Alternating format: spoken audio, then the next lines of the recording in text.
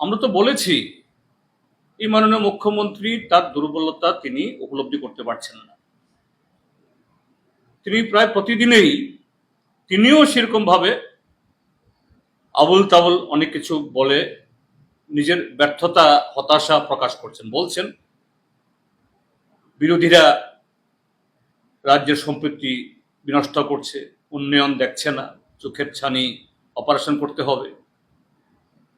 আমি পরিষ্কারভাবে মাননীয় মুখ্যমন্ত্রীকে একটা সময়ে সরাসরি ওনাকে বলেছিও, বিধানসভাতেও বলেছি এবং প্রচার মাধ্যমেও ওনাকে বলেছি যে আপনি আগামী 5 বছর অর্থাৎ আরো প্রায় 2.5 বছর আপনার এই কি বলে এই সরকারের তার টেনিউর বাকি আছে।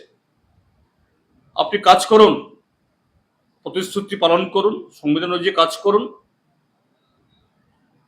আপনাকে গদি ছাড়তে হবে এই কথা বলছি না, আমরা এখনো এই স্লোগান তুলিনি, কিন্তু আপনাকে গদি থেকে টেনে নামানোর জন্য আপনার দলের লোকরাই প্রতিনিয়ত ষড়যন্ত্র করতে চেষ্টা করছে। আপনি এটা বুঝতে চেষ্টা করুন।